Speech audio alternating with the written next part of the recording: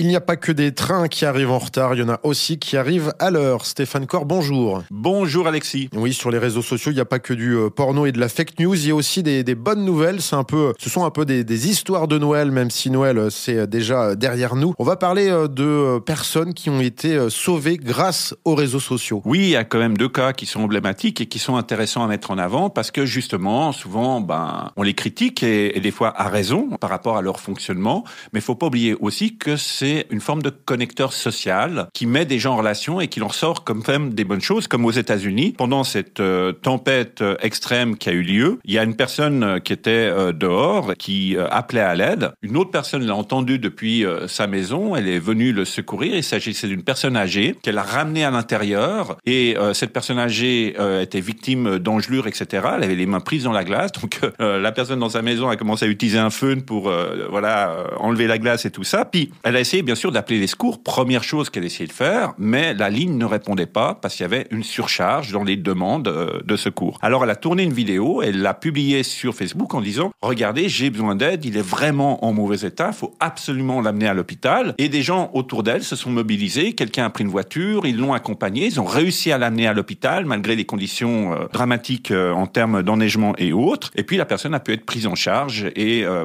ses jours ne sont plus en danger et c'est quand même une belle histoire. Belle histoire qui s'est déroulée aux États-Unis, mais aussi en Europe. C'est possible. On est solidaires également. Cette fois-ci, nous sommes en France avec un septuagénaire qui s'est perdu et qu'on a ensuite pu retrouver. Voilà, il avait pris un train de Lille pour Paris et tout d'un coup, il avait disparu. Donc la famille n'avait plus de nouvelles. Et elle a bien sûr premièrement appelé la police, c'est ce qu'il faut faire pour signaler la disparition inquiétante en l'occurrence. Et puis après, elle a quand même aussi publié une publication sur les réseaux sociaux, sur Facebook. Et elle a été partagée à peu près 1 millier de fois. Et un chauffeur de bus a vu cette publication. Et il a vu que dans son bus, il y avait quelqu'un qui avait l'air désorienté. Il a pu identifier qu'il s'agissait de la personne qu'on était en train de rechercher. Donc, il a gardé la personne à l'intérieur de son bus. Il a appelé la famille qui a pu venir le récupérer. Que des bonnes nouvelles. Je ne sais pas, est-ce qu'il existe comme ça des sites ou du moins des comptes spécifiques pour signaler des personnes en détresse ou des choses comme ça? Pas nécessairement, c'est-à-dire pas vraiment. Par contre, il faut pas oublier que les priorités sont toujours les autorités, toujours les numéros d'urgence. C'est la première chose à faire. Et qu'en complément de ces démarches, ou si certaines de ces démarches n'aboutissent pas, on peut utiliser les plateformes sociales. Mais il faut pas inverser les priorités et faire attention aussi que, par exemple, ça joue dans les cas qu'on a décrits. Mais ce qu'il faut pas faire, c'est par exemple publier des images de vidéosurveillance qui montrent quelqu'un qui est en train de dérober un objet pour demander aux gens d'identifier le voleur en question. L'identification